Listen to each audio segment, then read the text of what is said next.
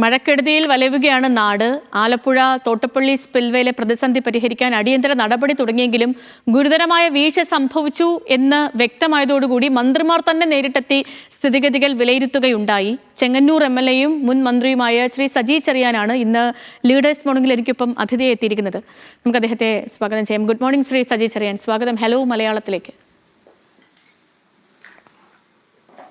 സ്വാഗതം. Good morning. Good morning Shri Saji Cheriyan. ഇപ്പം പറയുന്ന പോലെ തന്നെ ഇപ്പം ഞാൻ നല്ലൊരു സുപ്രഭാതമൊക്കെ അങ്ങേക്ക് ആശംസിച്ചുവെങ്കിലും അങ്ങയുടെ നാട് അങ്ങനെയല്ല, പ്രത്യേകിച്ച് തോട്ടപ്പള്ളി സ്പിൽവേയിലെ കാര്യങ്ങൾ. ഈ പ്രതിസന്ധി ഇപ്പോൾ എങ്ങനെ പരിഹരിക്കാൻ കഴിയുമെന്നാണ് ശ്രീ സജി ചെറിയാൻ അങ്ങേക്ക് തോന്നുന്നത്? കുറച്ചൊന്ന് വൈകിപ്പോയില്ലേ? നമ്മൾ ഈ ആദ്യം നിയമസഭ കൂടിയപ്പോൾ തന്നെ ഈ മഴക്കാല പൂർവ്വകാല ശുചീകരണവുമായി ബന്ധപ്പെട്ട് ഞാനൊരു പ്രമേയം നിയമസഭയിൽ അവതരിപ്പിച്ചപ്പോൾ തന്നെ ഞാൻ സഭയുടെ ശ്രദ്ധയെപ്പെടുത്തി.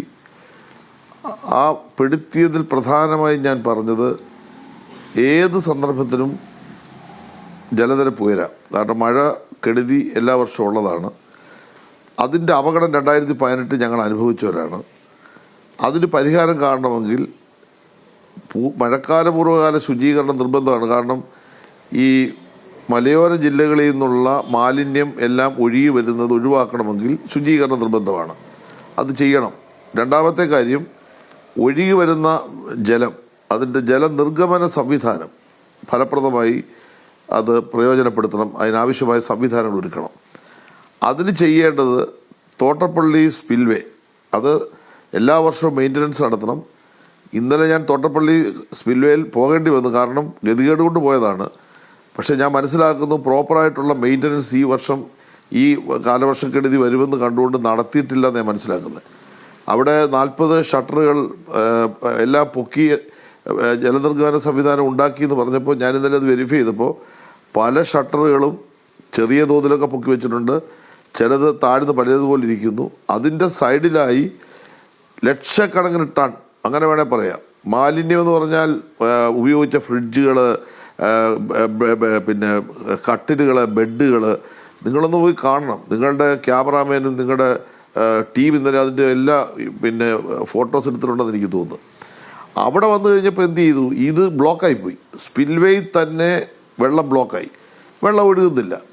വെള്ളം ഒഴുകണമെങ്കിൽ ആദ്യം മാലിന്യം മാറ്റാൻ വേണ്ടി നമ്മൾ മന്ത്രിതല യോഗത്തിൽ തന്നെ പല സന്ദർഭങ്ങളിൽ തീരുമാനിച്ചു. പക്ഷേ എന്തോ നടക്കുന്നില്ല. എന്താ നടക്കാത്തതിൻ്റെ കാരണം മന്ത്രിമാരാണ് പരിശോധിക്കേണ്ടത്, അല്ലെ ഗവൺമെൻറ്റാണ് പരിശോധിക്കേണ്ടത്. അത് ഇന്നലെ മന്ത്രിമാർ, ബഹുമാനപ്പെട്ട 2 മന്ത്രിമാരവിടെ സന്ദർശിച്ചു. അവരുടെ ഭാഗത്തൊരു കുറ്റമുണ്ടെന്ന് ഞാൻ പറയുന്നില്ല. കാരണം അവർ ആത്മാർത്ഥമായി തന്നെ, പ്രത്യേകിച്ച് ലിജു ഇതിൻ്റെ ചാർജ് മന്ത്രി നിലയിൽ യോഗം വിളിച്ചു കൂട്ടിയപ്പോൾ ഞങ്ങളിത് ആവശ്യപ്പെടുകയും അദ്ദേഹം ശക്തമായ നിലപാട് സ്വീകരിക്കുകയും അവിടെ ആവശ്യമായ ക്രമീകരണം വരുത്തണമെന്ന് ബന്ധപ്പെട്ട ഉദ്യോഗസ്ഥന്മാർ നിർദ്ദേശം കൊടുക്കുകയും ചെയ്തു. പക്ഷേ നടന്നില്ല. അതിനുശേഷം രണ്ടാമത്തെ പ്രശ്നം എന്താണെന്ന് ചോദിച്ചു കഴിഞ്ഞാൽ, അവിടെ നിലവിൽ നാഷണൽ ഹൈവേയുടെ ഭാഗമായിട്ടുള്ള ഒരു പാലം നിർമ്മിക്കുന്നു. ആ പാലത്തിൻ്റെ സൈഡിൽ ജലനിരപ്പ് ഉയർന്നു വരുമ്പോൾ സ്വാഭാവികമായിട്ടും വെള്ളം ഒഴുകിപ്പോകേണ്ട ഭാഗത്ത് കോൺക്രീറ്റ് വോള് കെട്ടിയേക്കാണ്. ഇന്നലെ വരെ അത് പൊളിച്ചില്ല. ഇന്നലെ രാവിലെയാണ് കുട്ടനാട് MLAയുടെ നേതൃത്വത്തിൽ അവിടെ വന്നിട്ട് ആരെയൊക്കെ ഉപയോഗിച്ചിട്ട് അതിൻ്റെ കുറച്ച് ഭാഗം പൊളിച്ചു. ഇപ്പോഴും അതിൻ്റെ പ്രധാന മേഖലയൊന്നും പൊളിച്ചിട്ടില്ല. അവിടെ എല്ലാം തന്നെ വെള്ളം അങ്ങോട്ട് ഒഴുകിപ്പോകാനുള്ള സംവിധാനം നിലച്ചു. ഇനി അടുത്ത അപകടം എന്താ? നമ്മുടെ ഈ പ്രോസസ്സ് കഴിഞ്ഞിട്ടാണ് നമ്മുടെ അതിൻ്റെ മുഖത്തേക്ക് ചെല്ലുന്നത്, തോട്ടപ്പള്ളി പൊഴിയിലേക്ക് ചെല്ലുന്നത്. പൊഴി സാധാരണ 2018 വരെ എന്താ സ്ഥിതി? സ്വാഭാവികമായി പൊഴി മുറിയുമായിരുന്നു. ഒരു 50-100 മീറ്റർ സ്വാഭാവികമായിട്ട് പൊഴിയും. കാരണം ഇവിടുന്ന് ഒഴുകി വരുന്ന വെള്ളം പ്രഷറൈസ് ചെയ്തിട്ട് താഴോട്ട് വരുമ്പോൾ ആ പ്രഷറിൻ്റെ ഭാഗമായിട്ട് പൊഴി മുറിയും. അതാണ് പ്രകൃതിദത്തമായ ഒരു പ്രോസസ്സാണത്. പക്ഷേ 2018 അതുകൊണ്ട് മാത്രം ഒഴുകി വന്ന വെള്ളം കടലിലേക്ക് പോകാതെ വന്നപ്പോഴാണ് 2018 പ്രളയത്തിന് ശേഷം നടത്തിയ പഠനത്തിൻ്റെ ഭാഗമായി പൊഴി വീതി കൂട്ടി അത് മുറിക്കണമെന്ന് തീരുമാനിച്ചു. അങ്ങനെയാണ് അവിടെ നിന്ന മരങ്ങളൊക്കെ വെട്ടിമുറിച്ച് ഗവൺമെൻറ് ആ 300 മീറ്റർ വീതിയിൽ ആ പൊഴി മുറിച്ചു. 2019 18നേക്കാൾ കൂടുതൽ മഴ പെയ്തുവെങ്കിലും ചെങ്ങന്നൂർ, തിരുവല്ല, അപ്പർ കുട്ടനാട്, പത്തനംതിട്ട, കോട്ടയം പറയുന്ന ജില്ലകളിലൊന്നും വെള്ളം പൊങ്ങിയില്ല. ചെറിയ തോതിൽ മാത്രമാണ് പൊങ്ങിയത്. കുറച്ച് ക്യാമ്പുകൾ മാത്രമാണ് നടത്തിയത്. 19 മുതൽ ഈ കഴിഞ്ഞ വർഷം വരെ യാതൊരു വിധമായ ആശങ്കയും ജനങ്ങൾക്കില്ല. കാരണം എത്ര വെള്ളം വന്നാലും ഒഴുകിപ്പോകാനുള്ള സംവിധാനമുണ്ട്. കാരണം ഒരു മാസം മുമ്പ് തന്നെ പൊഴി മുറിച്ചു മാറ്റും. പൊഴി മുറിച്ചു മാറ്റിയാൽ ആ മണ്ണ് ഈ വിഷയവുമായി ബന്ധപ്പെട്ട ഒരു ചോദ്യം ഉള്ളതുകൊണ്ട് മാത്രം ഞാനൊന്ന് ഇടയ്ക്ക് കയറുകയാണ്. MLA, ഇപ്പം സർക്കാരിന് വീഴ്ചയുണ്ടായി എന്നുള്ളത് സ്ഥലം MLAക്ക് തന്നെ പറയേണ്ടി വന്നു. ഇപ്പം ഇത് മഴയ്ക്ക് മുൻപ് തന്നെ ചെയ്യാവുന്ന ജോലി വൈകി എന്നൊരു യാഥാർത്ഥ്യമുണ്ട്. ഇപ്പം കനത്ത മഴയൊക്കെ പെയ്തിട്ടും പ്രതിസന്ധിയായിട്ടും ഇപ്പം അങ്ങ് പറയുന്ന പോലെ ഈ വീതി കൂട്ടുന്നതിൽ എന്തെങ്കിലും തടസ്സം അവിടെ ഉണ്ടോ? വീതി കൂട്ടണം, അത് പഠന റിപ്പോർട്ടിൻ്റെ ഭാഗമാണ്. അത് ഗവൺമെൻറ്റിൻ്റെ കയ്യിൽ ആ റിപ്പോർട്ട് ഇരിപ്പുണ്ട്. ഡിസാസ്റ്റർ മാനേജ്മെൻറ്റ് നടത്തിയ പഠനത്തിൻ്റെ ഭാഗമായിട്ടുള്ള റിപ്പോർട്ട് വെച്ചുകൊണ്ടാണ് പിണറായി വിജയൻ ഗവൺമെൻറ് 2019 ശക്തമായ നിലപാട് സ്വീകരിച്ചു. അവിടെ ചെറിയ തോതിലുള്ള തടസ്സവാദമൊക്കെ ചിലർ ഉന്നയിച്ചു. പക്ഷേ അതൊന്നും ഗവൺമെൻറ് വഴങ്ങി കൊടുത്തില്ല. അവിടെ നിയമാനുസൃതമായ നടപടി സ്വീകരിച്ച് പുഴയുടെ വീതി കൂട്ടി. നിങ്ങൾ പരിശോധിച്ചോളൂ, 2019 മുതൽ ഈ നാളിതുവരെ, ഈ കഴിഞ്ഞ വർഷം വരെ എത്ര വെള്ളം വന്നാലും ഞങ്ങൾക്ക് യാതൊരു പ്രയാസം ഉണ്ടായിട്ടില്ല. ഇതെല്ലാം മനസ്സിൽ വെച്ചുകൊണ്ടാണ് ഞാൻ പറഞ്ഞത്, മഴയ്ക്ക് മുമ്പേ, മഴക്കെടുതി ഉണ്ടാകാൻ സാധ്യതയുണ്ട്, അതിന് മുമ്പ് തന്നെ നിർബന്ധമായും ഈ പൊഴി മുറിക്കണം. ഞാൻ ബഹുമാനപ്പെട്ട ജില്ലാ ഭരണകൂടത്തിൻ്റെ ശ്രദ്ധയിൽ അദ്ദേഹത്തോട് ചോദിച്ചു നോക്ക്. ഞാൻ പുതിയ കളക്ടറാണ്. അദ്ദേഹം വന്ന് ചാർജ് എടുത്തപ്പോൾ തന്നെ ഞാൻ ജില്ലാ ഭരണകൂടത്തിൻ്റെ ശ്രദ്ധയിൽ ഈ കാര്യം പെടുത്തി. ബഹുമാനപ്പെട്ട മന്ത്രിമാരുടെ ശ്രദ്ധപ്പെടുത്തി, മന്ത്രിതല യോഗത്തിൽപ്പെടുത്തി. ഇവിടെ എല്ലാം തീരുമാനമെടുത്തു. അതാ ഞാൻ പറഞ്ഞത്, തീരുമാനം എടുക്കാഞ്ഞിട്ടല്ല, ഞങ്ങൾക്കിതിനകത്ത് രാഷ്ട്രീയമൊന്നുമില്ല. ഞങ്ങളതിന് ഈ വിഷയത്തിൽ ഞങ്ങളെല്ലാം ഒറ്റക്കെട്ടാണ്. എല്ലാവരും ചേർന്നാണ് ഇവിടുത്തെ ഈ ക്യാമ്പുകളെല്ലാം നടത്തുന്നതും. ഒരു പരാതിക്ക് ഇടവരുത്താതെ, പ്രത്യേകിച്ച് എൻ്റെ മണ്ഡലത്തിൽ ഒരു പരാതിക്ക് ഇടവരുത്താതെ എല്ലാവരെയും സഹകരിപ്പിക്കുന്നുണ്ട്. കക്ഷി രാഷ്ട്രീയ ഭേദമന്യേ എല്ലാവരും ചേർന്ന് ഭംഗിയായി ഞങ്ങളുടെ ആളുകളെ ഞങ്ങൾ പ്രൊട്ടക്ട് ചെയ്യുന്നുണ്ട്. പക്ഷേ സംഭവിച്ചെന്താ, ഈ വെള്ളം പോകുമെന്നുള്ള പ്രതീക്ഷയാണ്. എനിക്കറിയില്ലായിരുന്നു തോട്ടപ്പള്ളി ഈ പൊഴി മുറിച്ചില്ല ഒന്നും എനിക്കറിയില്ല. അപ്പോൾ പൊഴി മുറിച്ചിട്ടുണ്ടെന്നാണ് ഇവർ പറയുന്നത്. അങ്ങനെയാണ് കഴിഞ്ഞ ദിവസം തിരക്കുമ്പോഴാണ് പൊഴി മുറിഞ്ഞിട്ടില്ല വേണ്ട വിധത്തിൽ. അവിടെ സ്വാഭാവികമായിട്ടുള്ള മുറിച്ചിൽ മാത്രം നടന്നിട്ടുള്ളൂ, 50-100 മീറ്റർ. ഇന്നലെയാണ് 2-3 മെഷീൻ, മറ്റേ ഒരു മെഷീൻ കൊണ്ടുവന്നത്. ഇന്നലെ ഞാൻ അവിടെ ചെന്നപ്പോൾ ഞാൻ അത് പറഞ്ഞു, അശാസ്ത്രീയമാണ് മുറിക്കുന്നത്. കാരണം എന്താ വെച്ചാൽ ഈ എടുക്കുന്ന മണ്ണ് അവിടെ തന്നെ ഇടുകയാണ്. അപ്പോൾ താഴ്ത്തിയല്ല മണ്ണെടുക്കുന്നത്, ആ ജലനിരപ്പിനോട് ചേർന്ന് മാത്രം. കടലിലോട്ട് വെള്ളം പോകണമെങ്കിൽ കുട്ടനാട് താഴ്ന്നാണ് നിൽക്കുന്നത്. കുട്ടനാട്ടിൽ വരുന്ന പറഞ്ഞാൽ ഈ പറയുന്ന കുട്ടനാടൻ മേഖലയിൽ നിന്ന് വരുമ്പോൾ താഴ്ന്നു വരുന്ന വെള്ളം ഉയർന്നു നിൽക്കുന്ന കടലിലോട്ട് പോകത്തില്ല. അപ്പോൾ കടലിൻ്റെ ഈ പറയുന്ന മുറിക്കുന്ന ഭാഗം താഴ്ത്തി മുറിക്കണം. താഴ്ത്തി മുറിച്ച് കഴിഞ്ഞാൽ സ്വാഭാവികമായിട്ടും വെള്ളം ഒഴുകിപ്പോവും. ഇത് ഒരു ദിവസം കൊണ്ട് ഒഴുകിപ്പോകേണ്ട വെള്ളം ഇപ്പോൾ 5-6 ദിവസമായി കെട്ടിക്കിടക്കുകയാണ്. അങ്ങനെ വന്നപ്പോഴാണ് ഈ ചെങ്ങന്നൂര്, തിരുവല്ല, അപ്പോൾ റാന്നി, കോന്നി, കോട്ടയം ജില്ലകളിലെ വെള്ളം വന്നു കഴിഞ്ഞാൽ മണിമലയാറ്, അച്ചൻകോവിലാറ്, പത്തനംതിട്ടയിൽ നിന്ന് വരുന്ന പമ്പയാറ്, ഈ 3 ആറ്റിക്കൂടാണ് നേരെ വന്ന് അപ്പർ കുട്ടനാട്, ചെങ്ങന്നൂര്, കുട്ടനാട്, തിരുവല്ല ഭാഗത്തേക്ക് എത്തുന്നത്. ഇപ്പോൾ ഈ വെള്ളം എല്ലാം അവിടെ നിന്ന് ഒഴുകി, അവിടെ വെള്ളം താന്നു. ശരിയാണ്, ഈ പറഞ്ഞ കിഴക്കൻ മേഖലയിലെ വെള്ളം അവിടുന്ന് ഒഴുകി ഞങ്ങളുടെ പ്രദേശത്തേക്ക് വന്ന വെള്ളം കടലിലേക്ക് പോകുന്നില്ല. അപ്പോൾ ഇവിടെ കെട്ടിക്കിടക്കുകയാണ്. സ്വാഭാവികമായിട്ടും ഈ കെട്ടിക്കിടക്കുന്നതിൻ്റെ ഫലമായി വരുന്ന പ്രയാസങ്ങൾ വലുതാണ്. ക്യാമ്പിൽ പോകുന്ന മാത്രമല്ല, ഗുരുതരമായ ആരോഗ്യ പ്രശ്നം ഉണ്ടാവും. കാരണം മാലിന്യം ചേർന്ന വെള്ളമാണ് ഒഴുകി വരുന്നത്.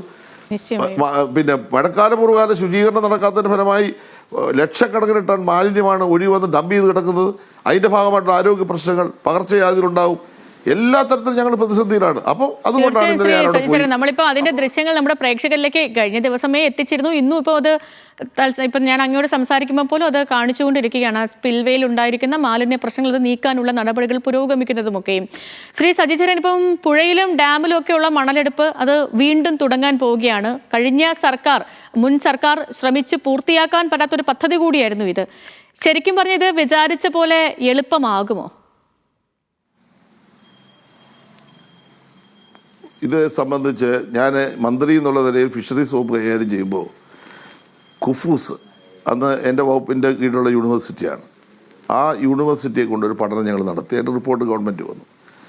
ഞാൻ ഒരു 2 മിനിറ്റ് എടുക്കും ആ കാര്യം ഒന്ന് വിശദീകരിക്കും. ഒന്ന്, ആലപ്പുഴ ജില്ലയിൽ ഈ പ്രശ്നത്തിന് ശാശ്വതമായ പരിഹാരം കാണാൻ വേമ്പനാട്ടുകാർ ഡ്രഡ്ജ് ചെയ്യണം. അതിനുവേണ്ടി ഈ ഫിഷറീസ് ഡിപ്പാർട്ട്മെൻറ്റ് തന്നെ ഞങ്ങളുടെ തന്നെ പഠനമുണ്ട്. അവിടെ ഏതാണ്ട് 1.5 മീറ്റർ താഴ്ചയിൽ 1.5 മീറ്ററോളം കിളത്തത്തിൽ പ്ലാസ്റ്റിക് മാലിന്യം അടിഞ്ഞിരിക്കുകയാണ്. വേമ്പനാട് കായൽ ഡ്രഡ്ജ് ചെയ്യാത്തതിൻ്റെ ഫലമായി എന്ത് സംഭവിക്കുന്നു? നമ്മുടെ ചേർത്തല താലൂക്ക് മുഴുവൻ വെള്ളക്കയറ്റമാണ്. എല്ലായിടവും വെള്ളക്കെട്ടാണ്. അത് വേലിയേറ്റ സമയത്ത് വലിയ തരത്തിലുള്ള പ്രയാസമാണ് ചേർത്തല താലൂക്കിലെ ജനങ്ങൾ അനുഭവിക്കുന്നത്. അപ്പോൾ വേമ്പനാട് കായൽ ഡ്രഡ്ജ് ചെയ്യണം. അവിടെ കയ്യേറ്റത്തിൻ്റെ വിഷയം അവിടെ നിൽക്കട്ടെ. ഇപ്പോൾ ഉള്ള കായൽ ഡ്രഡ്ജ് ചെയ്താൽ തന്നെ, മണ്ണ് മാറ്റിയാൽ തന്നെ അത് നടത്തും. അതിനുവേണ്ടിയുള്ള ഒരു തീരുമാനം ഗവൺമെൻറ് എടുത്തു. പക്ഷേ ആ തീരുമാനം എടുത്തു വന്നപ്പോഴത്തെ കാലതാമസം വന്നു, റിപ്പോർട്ട് വന്നപ്പോൾ താമസം വന്നു. എന്നാൽ അത് നമ്മുടെ ഡിപ്പാർട്ട്മെൻറ്റിൻ്റെ ഭാഗത്തുണ്ട്. അവിടെ ഡിസാസ്റ്റർ മാനേജ്മെൻറ്റ് ഞങ്ങളത് കൊടുത്തിട്ടുണ്ട്. രണ്ടാമത് നമ്മുടെ ലീഡിംഗ് ചാനൽ, അതായത് തോട്ടപ്പള്ളിയിലേക്ക് വരുന്ന വീയപുരത്തു നിന്ന് വരുന്ന ലീഡിംഗ് ചാനലിനകത്തുള്ള എല്ലാ ചെറിയ കലുങ്കുകളും പാലങ്ങളും മാറ്റണം. അത് ഉയർത്തി പണിയണം. അവിടെ യാതൊരു തടസ്സം ഉണ്ടാകരുത്. ഈ വരുന്ന മാലിന്യം വന്നു കഴിഞ്ഞിട്ട് ഈ കലുങ്കിലും പാലത്തിനും അടിച്ച് അവിടെ ബ്ലോക്കാകുകയാണ്. അപ്പോൾ അവിടെ വീതി കൂട്ടി തോട്ടപ്പള്ളി മുതൽ വീവരം വരെയുള്ള നമ്മുടെ ലീഡിംഗ് ചാനൽ കൃത്യമായി ക്ലിയർ ചെയ്താൽ പ്രശ്നം പകുതി വരെയിരിക്കും. അടുത്തത് പമ്പ, അച്ചൻകോവിൽ, മണിമലയാറ് ഡ്രഡ്ജ് ചെയ്യണം. അവിടുത്തെ മണൽ മാറ്റണം. ആ മണൽ മാറ്റിക്കഴിഞ്ഞാൽ ആഴം ഉണ്ടാവും. ആഴം ഉണ്ടാകുമ്പോൾ ഒരു പ്രശ്നമുണ്ട്, കര ഇടിയാതിരിക്കണമെങ്കിൽ സൈഡ് പ്രൊട്ടക്ട് ചെയ്യാനുള്ള സംവിധാനം ഉണ്ടാകും. ഇത് സംബന്ധിച്ചുള്ള പഠന റിപ്പോർട്ടും നമ്മൾ ഡിസാസ്റ്റർ മാനേജ്മെൻറ്റിൻ്റെ ഭാഗമായിട്ട് ഗവൺമെൻറ്റിലുണ്ട്. ഇതിനുവേണ്ടി ഗവൺമെൻറ് മുന്നോട്ട് പോയി നമ്മൾ പമ്പയാറ്റിൻ്റെ ഒരു ആക്ഷൻ പ്ലാൻ തയ്യാറാക്കിയപ്പോഴാണ് പ്രതിപക്ഷം, ഞാൻ അവരെ ആരെയും ഇപ്പോൾ കുറ്റപ്പെടുത്തുന്നില്ല, അഴിമതിയാണെന്ന് പറഞ്ഞ് ആക്ഷേപം ഉന്നയിച്ചുകൊണ്ട് വന്നപ്പോൾ സ്വാഭാവികമായിട്ട് അതിൽ മാറി. ഇല്ലെങ്കിൽ ഈ പ്ലാൻ നടത്തണമെന്ന് അന്നും ഇന്നും പറയുന്ന ആളാണ് ഞാൻ. കാരണം കുട്ടമ്പേരൂരാറ് ഞങ്ങൾ ഇതിൻ്റെ ഭാഗമായി ചെങ്ങന്നൂർ മണ്ഡലം നവീകരിച്ചു. വരട്ടാറ് ചെങ്ങന്നൂർ മണ്ഡലത്തിൽ 2016 ശ്രീ കെ രാമേന്ദ്രൻ, വീണ ജോർജൊക്കെ ജയിച്ചു വന്നപ്പോൾ ഡോക്ടർ തോമസ് ഐസക് തന്നെ നേരിട്ടിവിടെ വന്ന് ഒരു പ്രൊജക്റ്റ് തയ്യാറാക്കി അതിൻ്റെ പണി ആരംഭിച്ചു. ഇപ്പോൾ അതിൻ്റെ ഒരു ഘട്ടം കഴിഞ്ഞു. പക്ഷേ രണ്ടാമത്തെ ഇപ്പോൾ ഘട്ടം ടെൻഡർ ചെയ്തിട്ടില്ല, ആ പണി നിർത്തിവെച്ചു. അപ്പോൾ അത് കംപ്ലീറ്റ് ആയില്ല. അപ്പോൾ വരട്ടാറ് കംപ്ലീറ്റ് ചെയ്യണം, ഈ കുട്ടമ്പേരാർ റിനോവേറ്റ് ചെയ്തു, ഈ പറയുന്ന ആറുകളെല്ലാം ഒന്ന് നവീകരിക്കുക. പിന്നെ ഈ പത്തനംതിട്ട ജില്ലയിലെയും കോട്ടയം ജില്ലയിലെയും ആലപ്പുഴ ജില്ലയിലെയും ഈ വെള്ളം ഒഴുകി വരുന്ന സ്ഥലങ്ങളിലെ കൈത്തോടുകൾ, പ്രത്യേകിച്ച് കുട്ടനാട്, അപ്പർ കുട്ടനാട് മേഖലയിലെ തോടുകൾ, ഈ തോടുകളെല്ലാം വലിയ തരത്തിൽ നവീകരിച്ച് ബണ്ടുകളാക്കണം. ബണ്ടുകൾ ബലപ്പെടുത്തണം. ബണ്ടുകൾ ബലപ്പെടുത്തുമ്പോൾ സ്വാഭാവികമായിട്ടും ഒരു കാരണവശാലും പിന്നെ ബണ്ട് പൊട്ടത്തില്ല, കൃഷി നാശം ഉണ്ടാകത്തില്ല. ഇത് ടൂറിസവുമായിട്ടുള്ള ക്ലബ് ചെയ്താൽ 1000 കോടി രൂപ കേരള ഗവൺമെൻറ് മുടക്കേണ്ടി വരും. പക്ഷേ ഒരു 2000 കോടി രൂപയുടെ മണലോ കാര്യങ്ങളോ നമുക്ക് അതിനകത്ത് എടുക്കാനും കഴിയും. 1000 കോടി രൂപ ഉണ്ടെങ്കിൽ ഈ കംപ്ലീറ്റ് പ്രശ്നം ശാശ്വതമായി പരിഹരിക്കാം. തോട്ടപ്പള്ളി സ്പിൽവേ പൂർണ്ണമായും പൊളിച്ചു പണിയണം. അത് ഏറ്റവും ആധുനികമായ സാങ്കേതിക സംവിധാനം ഉപയോഗിച്ച് പൊളിച്ചു പണിയണം. മഴയ്ക്ക് 1 മാസം മുമ്പ് തന്നെ തോട്ടപ്പള്ളി പൊഴി മുറിച്ച് 300 മീറ്റർ വീതിയിൽ വ്യാസത്തിൽ അത് സംവിധാനം ഒരുക്കണം. ആ മണൽ അവിടെ നിന്ന് മാറ്റണം. മണൽ എവിടെയും കൊണ്ടുപോകണമെന്ന് ഞാൻ പറയുന്നില്ല. ഇനി അത് മാറ്റുന്നത് അഴിമതിക്ക് വേണ്ടിയാണെന്നൊക്കെ പറഞ്ഞ് ന്യായം പറയും. എന്തുമായിക്കോട്ടെ, മണൽ അവിടെ നിന്ന് അപ്പുറം ഇപ്പുറം മാറ്റിയിട്ടേക്കുക. അത് കഴിയുമ്പോൾ മത്സ്യത്തൊഴിലാളികൾക്ക് അത് കൊടുത്തേക്കുക, അല്ലെങ്കിൽ അവിടെ എന്തെങ്കിലും നികത്താനുണ്ടെങ്കിൽ നികത്തുക, അല്ലെങ്കിൽ കടലിലോട്ട് തിരിച്ചിട്ടേക്കുക. പക്ഷേ ഈ ഒരു മഴക്കാല സമയത്ത് ആ മണൽ പൂർണ്ണമായും മാറ്റി 300 മീറ്റർ വീതിയിൽ ഡ്രഡ്ജ് ചെയ്താൽ ഇത്രയും ശാസ്ത്രീയ പഠനം ഉള്ള റിപ്പോർട്ട് കൃത്യമായ ഡിസാസ്റ്റർ മാനേജ്മെൻറ്റിൻ്റെ ഭാഗമായി ഫിഷറീസ് ഡിപ്പാർട്ട്മെൻറ്റ് കുഫൂസ് നടത്തിയ പഠന റിപ്പോർട്ട് ഈ വേമ്പനാട്ട് കായലടക്കം, ഈ പമ്പയാറടക്കം, അച്ചൻകോവിലടക്കം, മണിമലയടക്കം എല്ലാ റിപ്പോർട്ടും വെക്കുകയും നമ്മൾ നടപടികളിലേക്ക് നീങ്ങുകയും ചെയ്യുന്ന സന്ദർഭത്തിൽ ചില പ്രയാസങ്ങൾ, ആക്ഷേപങ്ങളൊക്കെ ഉന്നയിച്ചുകൊണ്ട് ചിലർ വന്നു. സ്വാഭാവികമായിട്ടും പിന്മാറി എന്നാണ് ഞാൻ മനസ്സിലാക്കുന്നത്. ആ കാര്യത്തിൽ നമുക്ക് ഗുരുതരമായ ഒരു പ്രയാസം ഇപ്പോൾ ഉണ്ടാകുന്നു. അതുകൊണ്ട് ഗവൺമെൻറ് ഇത് മുൻകൈ എടുക്കട്ടെ. പ്രതിപക്ഷത്തിൻ്റെ പൂർണ്ണമായ പിന്തുണ ഉണ്ടാകുന്ന ആർക്കാ സംശയം? ഇതിലൊന്നും രാഷ്ട്രീയമില്ല. കാരണം ജനങ്ങളുടെ പ്രശ്നമാണ്. ഞങ്ങളെ സംബന്ധിച്ചിടത്തോളം എല്ലാ വർഷവും ഞങ്ങളിങ്ങനെ ഈ നാട്ടിൽ താമസിക്കാൻ കഴിയാത്ത തരത്തിൽ ഞങ്ങൾ ചെങ്ങന്നൂർ അല്ലെ തിരുവല്ല അല്ലെ കുട്ടനാട്ടുകാർ ഞങ്ങൾക്ക് ഈ നാട്ടിൽ താമസിക്കാൻ പറ്റാത്തത് എന്നാൽ ഇപ്പോൾ എൻ്റെ മണ്ഡലത്തിൽ 10 പഞ്ചായത്ത് ഒരു നഗരസഭയാണ്. അതിൽ മുളക്കട പഞ്ചായത്തിൻ്റെ വെൺമണി പഞ്ചായത്തിൻ്റെ കുറച്ച് മലയോര ഭാഗം ഒഴിച്ചാൽ ബാക്കി മുഴുവൻ വെള്ളത്തിലാണ്. മാസങ്ങളോളം ഞങ്ങൾ വെള്ളത്തിൽ കിടക്കുകയാണ്. ഞങ്ങളുടെ ആളുകൾ വീട്ടിൽ നിന്ന് ഇറങ്ങിപ്പോയി കഴിഞ്ഞാൽ എന്ത് നഷ്ടമാണ്. വീട് നഷ്ടപ്പെടുന്നു, അതിനകത്ത് പിന്നെ താമസിക്കേണ്ടതിൽ എത്ര ദിവസത്തെ പെടാപ്പാട് വീണം മാരകമായ രോഗങ്ങൾക്ക് വിധേയമാകുന്നു. നിങ്ങൾ നോക്കൂ, എന്തുമാത്രം ക്യാൻസർ രോഗികളാണ് എൻ്റെ മണ്ഡലത്തിൽ. എനിക്ക് ഭയങ്കര സങ്കടം തോന്നുന്നുണ്ട്. കാരണം ഇതിനൊരു പരിഹാരം കാണാൻ കഴിയുന്നില്ല. ഞാൻ ഒരുപാട് ഇതിനു വേണ്ടി പരിശ്രമിച്ചു. 2018 ഞാൻ ശക്തമായ നിലപാട് സ്വീകരിച്ചതിൻ്റെ ഭാഗമായിട്ടാണ് ഈ തോട്ടപ്പള്ളിയിലെ ഈ പൊടിമുറിയൊക്കെ നടന്നത്. വലിയ തരത്തിൽ ഇടപെട്ടിട്ടുണ്ട്. അതൊക്കെ കുറച്ച് നടന്നു. പക്ഷേ അടിയന്തര സ്വഭാവത്തിൽ ഇതിനൊരു ശാശ്വതമായ പരിഹാരം കാണുമെന്ന് ഇപ്പോൾ മുഖ്യമന്ത്രി പറഞ്ഞിട്ടുണ്ട്. അദ്ദേഹം മുന്നോട്ട് പോയാൽ തീർച്ചയായും തന്നെ ഒരു നടപടി ഉണ്ടായേ മതിയാവുകയുള്ളൂ. ആളുകളുടെ ജീവനും ജീവിതവുമായിട്ട് ബന്ധപ്പെട്ട വിഷയമാണ്. മാത്രമല്ല പ്രതിപക്ഷത്തിന്റെ ഈ വിഷയത്തിലെ നിലപാട് അത്രയധികം സ്വാഗതാർഹവുമാണ്.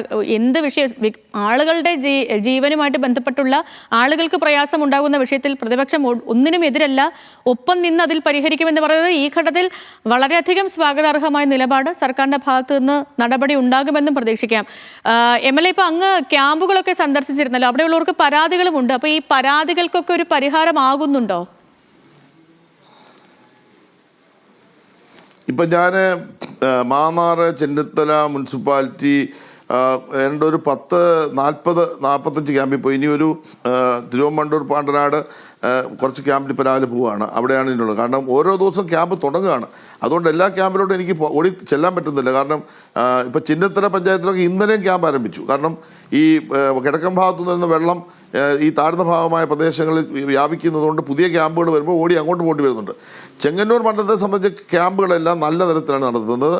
ഞാൻ ഒരു 2 മാസം മുമ്പ് MLA ആയപ്പോൾ തന്നെ ഒരു ഉദ്യോഗസ്ഥ തലത്തിലുള്ള യോഗം പ്രത്യേകം വിളിച്ചു ചേർത്തു. നല്ല തരത്തിലുള്ള തയ്യാറെടുപ്പുകൾ നമ്മൾ ആരംഭിച്ചിരുന്നു. അതിനുശേഷം ബഹുമാനപ്പെട്ട മന്ത്രി ലിജു പങ്കെടുത്തുകൊണ്ടുള്ള 1-2 യോഗങ്ങൾ ഈ മണ്ഡലത്തിൽ ഞങ്ങൾ നടത്തി. നല്ല സഹകരണം, എല്ലാവരും കക്ഷി രാഷ്ട്രീയ ഭേദമന്യേ എല്ലാവരുടെയും സഹകരണമുണ്ട്. യുവജന സംഘടനയുടെ സഹായമുണ്ട്.